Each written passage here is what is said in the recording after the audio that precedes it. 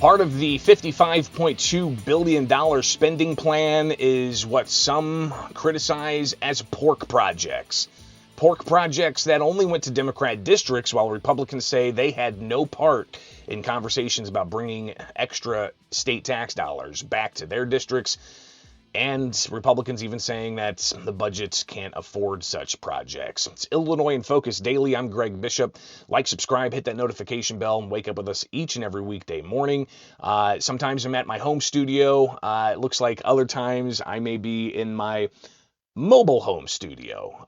Here we are in a camper that's going to give me some flexibility to get out there on the road when they're not in session. So good to see that we're connected. It says excellent connection. Starlink is doing its job out in the middle of nowhere. I specifically went out in the middle of nowhere to make sure that we could do this. So it looks like thumbs up. Everything's so far so good. I'll tweak some things, get a graphic on the TV back there, maybe a sticker, either way. So let's get to this because, $55.2 billion spending plan. That's a lot of money. It's the largest state spending plan in state history. And yes, it pays for pensions. It pays for K through 12 schools. It pays for higher education. It pays for state employees. It pays for Illinois State Police. Pays for prisons, it pays for a whole host of things. And we've also gone through just some of the other things it pays for. Tons of not-for-profit, non-government organizations getting dollars. You've got the money that we talked about that's going to be set aside for the health benefits for immigrant seniors program, $140 million. They're getting rid of the health benefits for immigrant adults program. But you also have tens of millions of dollars going to chambers of commerce across the states, different community organizations that are non-government, a whole bunch of other projects and earmarks and line items, $500,000 here, 120,000 there, 1.5 million here, different groups and different districts getting all kinds of money.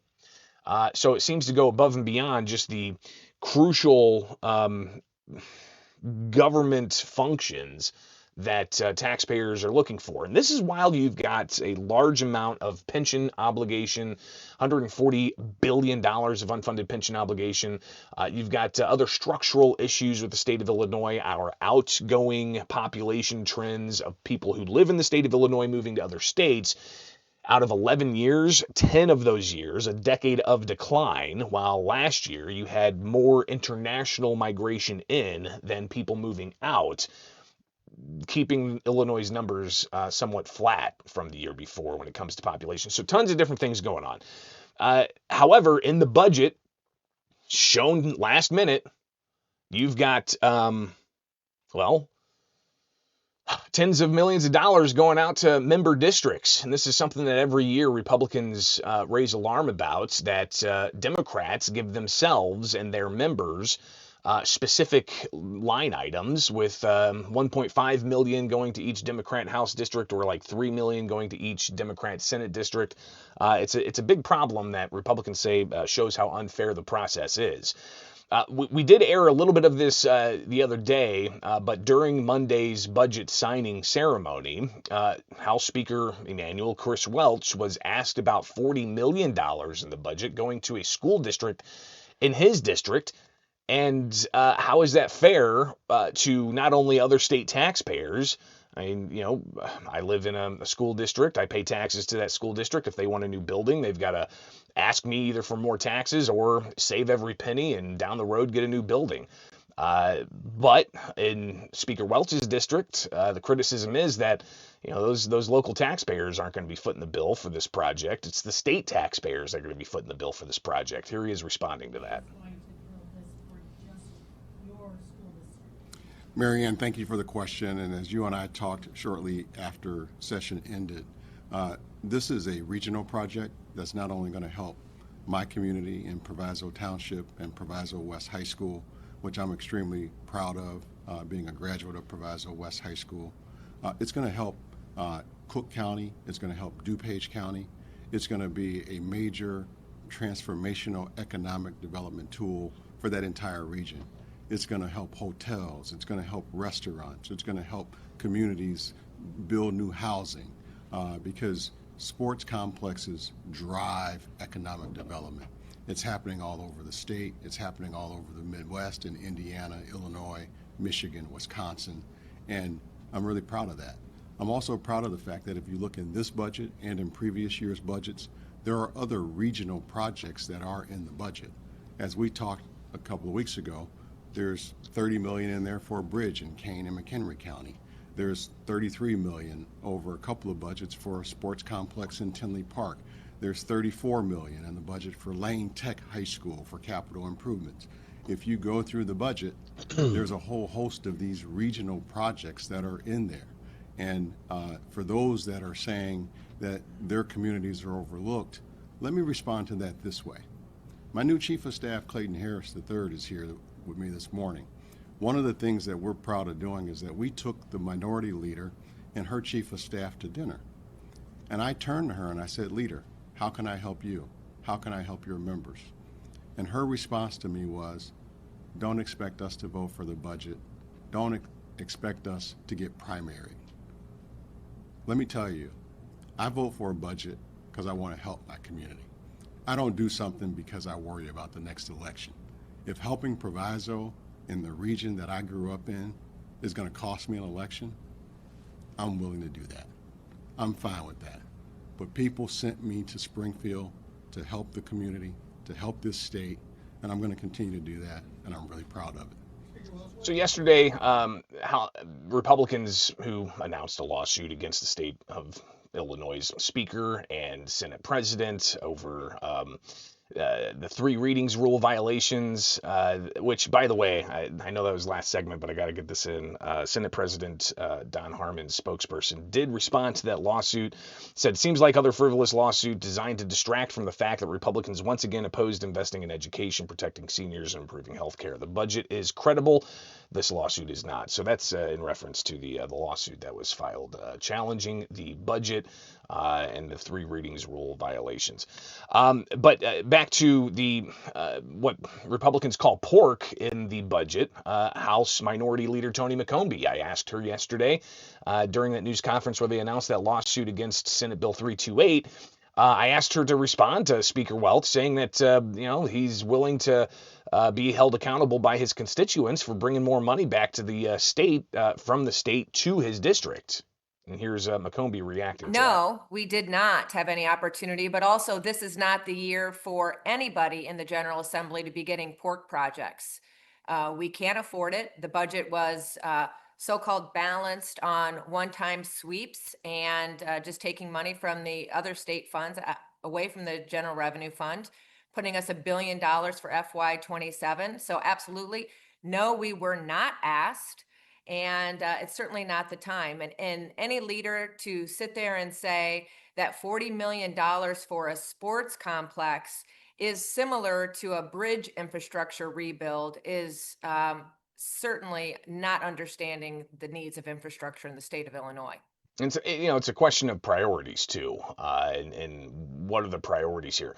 In Springfield, for instance, they've been talking about this big sports complex over by Shields, and they even extended a major thoroughfare through Springfield to go all the way down to the highway, so they could expand this Legacy Point area with hotels and a major sports complex that has multiple outdoor fields and a big indoor dome. They just unveiled and opened up this inflatable dome to have indoor sports. This had been talked about in Springfield for 10 years, if not 20 or 30 years. Finally came to fruition, but it was a lot of haggling within the community as to, do we pay for it with TIF dollars, tax increment finance district dollars? Do we pay for it with a sales tax increase locally just to spur on more development, more money?